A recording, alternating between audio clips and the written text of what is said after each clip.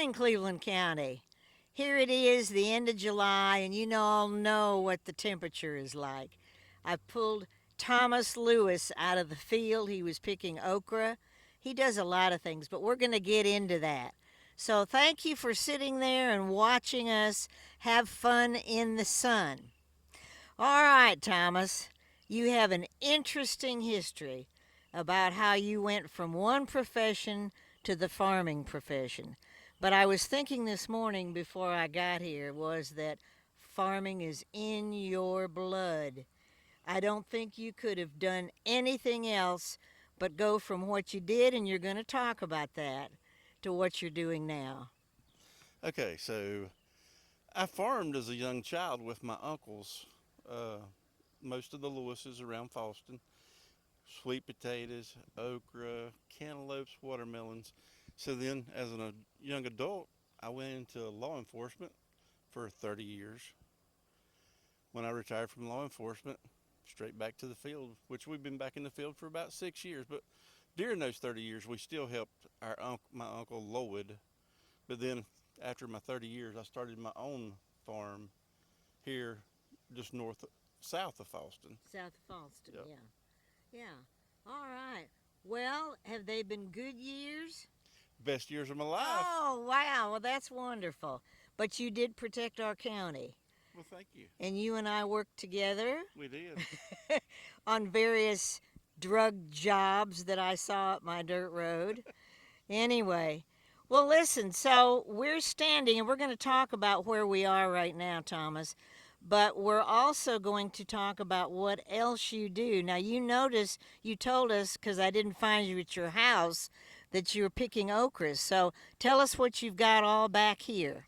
So over in this field, we've got we'll have late tomatoes on top of the hill. Then we'll have some okra, blackberries. We've got this field of winter squash, which is about 7 different varieties. And then down below, we looks like a field of weeds right now, but it's an acre of asparagus. Oh, well, see, I didn't pick that up. I know you have asparagus around your house because we've come here one other time and did a show. I forget what we highlighted. Swiss chard, maybe? Maybe. Yeah. But anyway, well, I didn't realize that that whole back field is So asparagus. we got an acre on this side, and we got about a quarter of an acre behind the house. So we got about an acre and a quarter of asparagus total. Yeah. All right, well, let's talk about asparagus since we're into gardening right now. And tell us about asparagus. I know it's an early spring product, but how do you let it lay by for the rest of the year? How does that work? So basically, you're gonna starting off in January. I'll come in and bush hog all the weeds and all the old ferns off of it. So then we'll spray the ground to kill anything that's growing. We'll add a pre-emergent to the top of the ground, which will suppress the weeds for about 6 to 8 weeks, which that's going to be the time frame that we pick asparagus. That it starts coming up. Yes. So the spears are basically just the ferns before they open. Okay. So once it gets down to a number 2 pencil size, we quit picking it and let it fern out, fertilize it, and then it just does its own thing for about 9 months, and then we'll start back over the next year. I do know you had little itty bitty baby asparagus the last time we were here. So this year was our first year of kind of production. Uh, so you pick it every day, sometimes twice a day, depending on moisture and And how much you have. yeah. But we pick it every day. That way we can pick it we like them to be about 8 inches tall when we break them. That way we can Oh, bundle okay. them. They're nice and tender. So we snap all of ours by hand. We don't do any cutting. We snap Okay. it all by hand. That way to break it most tender spot on the stalk. So there's no overage or anything that the person that buys it has to cut No, that off. no. What they buy is what they can eat. Yeah, it's going to be straight to the pot. Mm-hmm. Wash it straight to the oven, roast it, whatever. I do know there is a waiting period. Is it 3 years? 3 years from the time you plant it. And explain that, please. So you're going to buy crowns, And then And you're what gonna does a crown look like? looks like a little piece of a root. Okay, So they have a lot of little roots and a little bulb in the center of it. okay. So then you're gonna plant that in the ground about 8 inches deep. All right, Thomas, I'm curious. You mentioned three numbers. This is for people out here who don't maybe know what fertilizer is all about. So, can you explain the zero? Must mean nothing, right? That is nothing. So it's nitrogen, phosphorus, potassium is the three numbers on the fertilizer bag. Good. So zero, no nitrogen, no phosphorus, 52% of it's potassium. Okay. So you're going to put a lot of that to it for it can get it to make the bulb. You want that bulb to really grow. So And if you make it bigger, and it'll have roots too. yeah, the roots will go down about 4 feet on asparagus. Oh, They'll really? they'll go deep into the earth. Wow. So you're going to have some moisture even when it's bone dry. Right. So, but then every year we'll spread about 450 pounds of fertilizer, just regular 17, 17, 17, which is Okay. 17%. More three numbers, folks, and you know what those are now. So that's 17% of each one of them. Okay. You're going to spread it over the top. That's going to be your fertilizer to help keep that bulb or that crown growing. Okay. And then you do that for 3 years while the roots are developing. Yes. Okay. Yes. And I mean, you'll have small spears come up every year, but you're not going to harvest anything. Right, right. You just let them sit there and die. That's it. Okay. Just let it grow. Okay. Well, And- that's good. That's good to know. I also noticed when I was over at your house all the onions you've got. My God, they're huge. So we grew about 8,000 this year. 8,000 onions. And what kind of onions? They're candy sweet. Okay. It's a sweet onion. White ones, the biggest one I had this year was like 1.7 pounds. How big?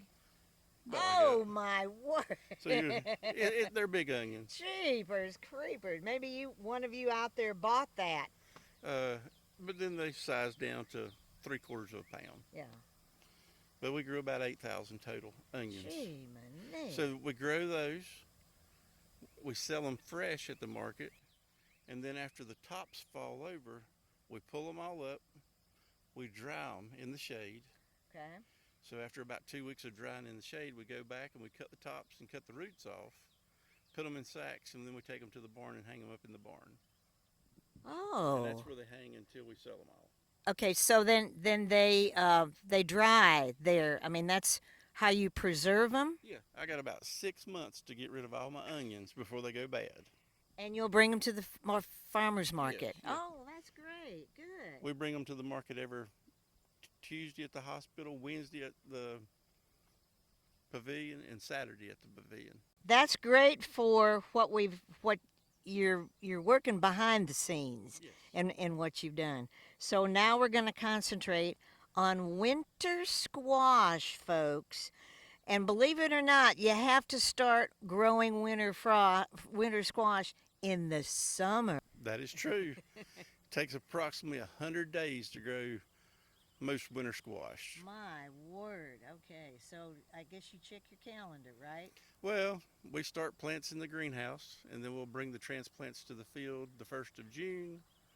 That'll give us enough time for them to grow, harvest before our first frost in October. Easy peasy. Just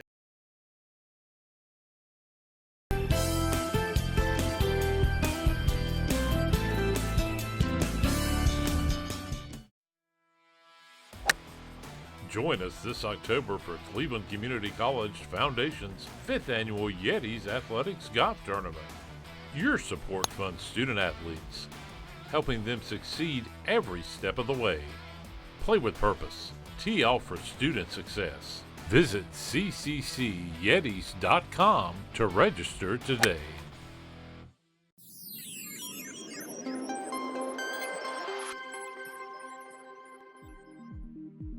Cleveland Community College has identified strengthening online learning as the topic for its quality enhancement plan. We're calling it SOUL. SOUL's 5-year implementation plan is focused on continuous improvement of online courses and promoting student success. We're excited for you to take this journey with us.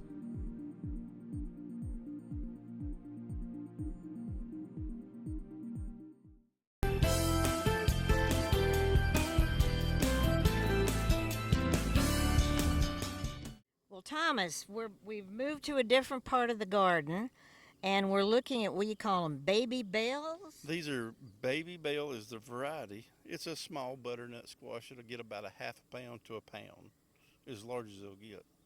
Where your Wammoth will be anywhere from 4 to 7 pounds. Oh my God! How big would that one be? So they'll get, about that large. But Gee, these little baby honey. bells are just personal size. Yeah, yeah. Well, that's good. And even trying to cut through. And I'm sorry, winter squashes are so hard to cut through, Thomas. But that helps with the storage of them. So Well, that's true. That's true. That's good. so it's only going to be, so you got 100 days to grow it, but then you got 6 months to use it. Perfect. And then your new garden stuff starts coming in, like asparagus. So then by the time you use up all your winter squash, we'll be back to springtime. Yes, and yes. we'll start over again. Well, now there we go. That's a full cycle of farming and gardening, folks, and how you fix up your grocery list. Well, that's great. So the baby bells are here. We've got shots of those. And we were talking earlier while we were off camera and moving around about your farmers just don't. You can grow your own food, but if you're going to grow for the public, there's certain things you have to know to do. And can you explain those? And I'm referring to the test you've had to take for knowing how you use herbicides and all of that. So I have a commercial pesticide license through the state. Mm-hmm. So you have to have so much training per year, per 3 years. Mm-hmm.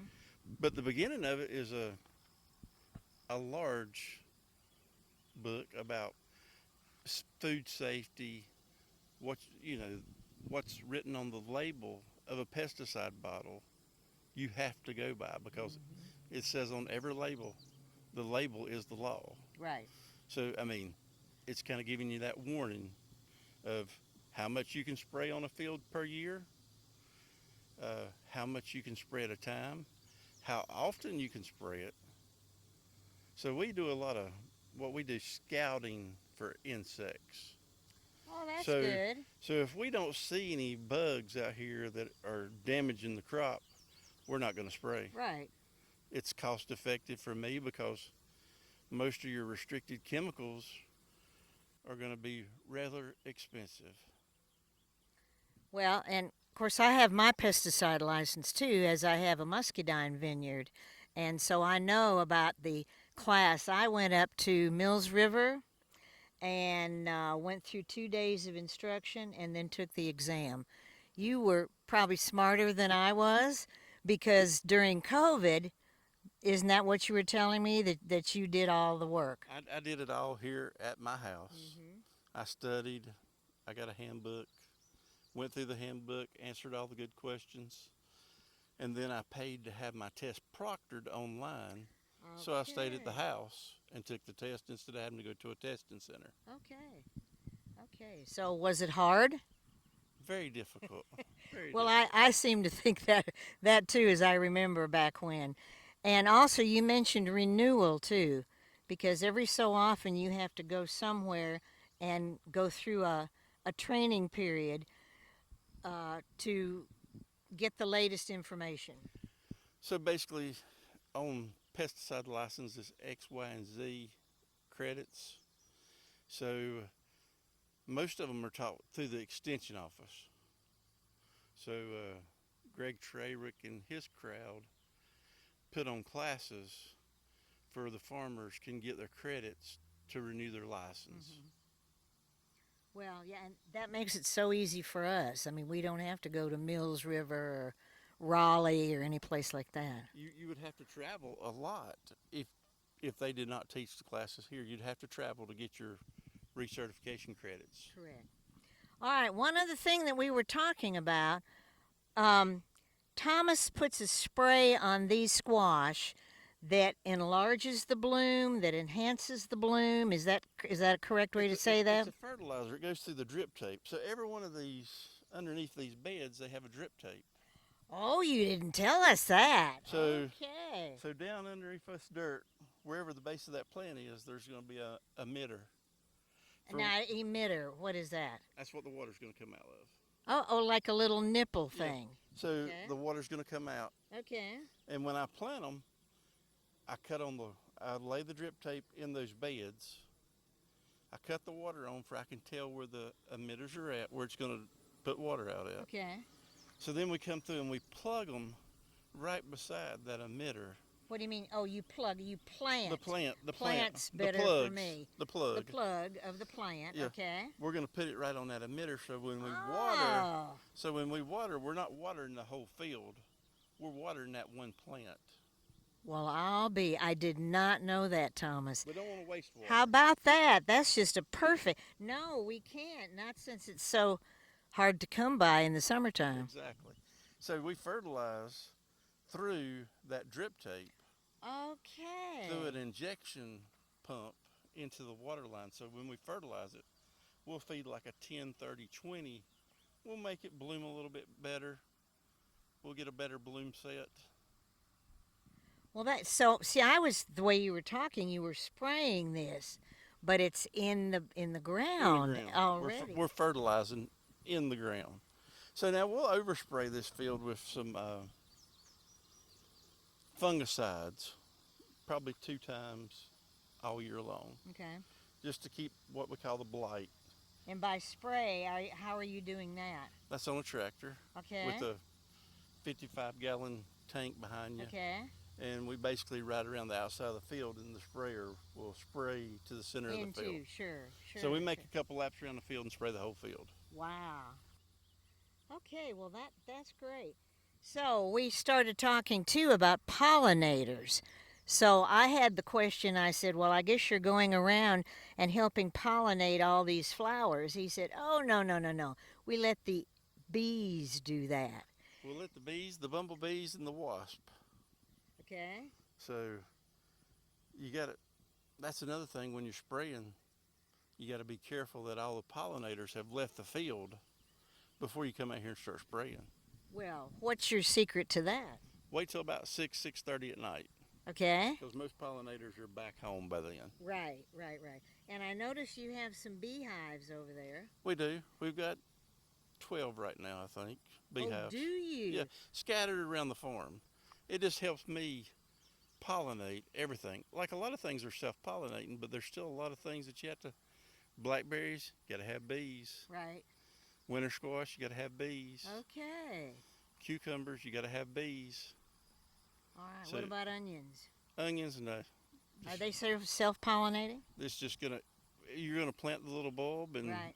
it doesn't take any pollination because you're gonna pull it up before it goes to the seed cycle. Flowering side. Yep. Yeah. Well, that makes sense. We all know that from our anatomy from the grocery store. All right, Thomas. Well, listen, I think we're going to get some more shots of your different. You have how many out here? Different There's kinds? 7 different varieties out here. Wow. We've got, on the far end, we've got New England pie pumpkins, which is a small pumpkin, will be about 3 to 5 pounds. And then we've got carnival squash, which is part of the acorn squash. And then you have spaghetti squash. Oh, yeah. And then we have regular green acorn squash.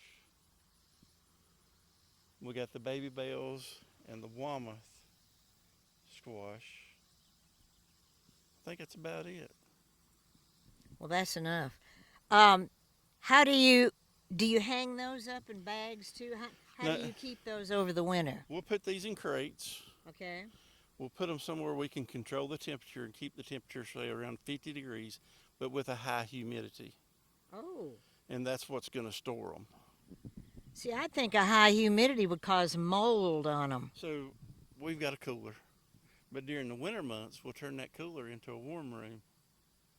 So we'll crate all these squash up, set them in there, cut the cooling part off, put a little bit of heat in there to make sure they stay nice and warm. Okay. Like Lloyd does with his sweet potatoes. Yes, yeah. Same thing. Yep, I mean, you got to cure these out basically like a sweet potato, except they're going to be cured when we pick them.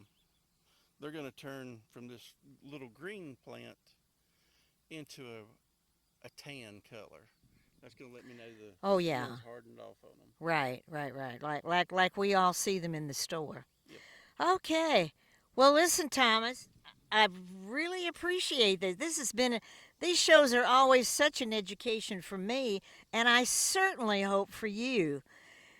Farmers markets, Shelby, Kings Mountain. What's on Tuesday? The hospital. Hospital. That's it. Yeah, it runs from 10 to 1 at the entrance to the hospital. But it's only June, July, and August, 3 months. Okay. So there you go. No excuse to not have fresh produce in the summertime. Thanks, Thomas. Thank you, Deborah.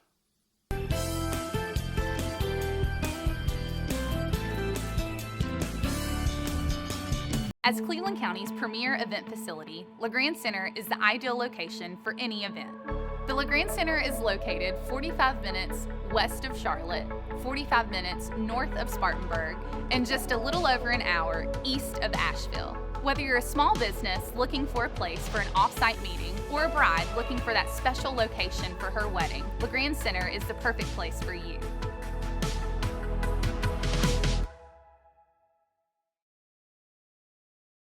Looking for a smarter start to your future? Welcome to Cleveland Community College, where big dreams begin close to home. Whether you're launching a new career, transferring to a four-year university, or building skills to level up, Cleveland Community College gives you the power to go further without the big price tag.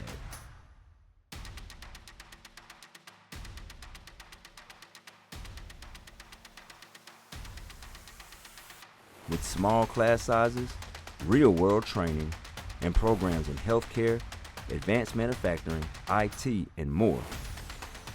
We're here to help you succeed from day one. Affordable, accredited, and all about you. Enroll today and take your next step at Cleveland Community College.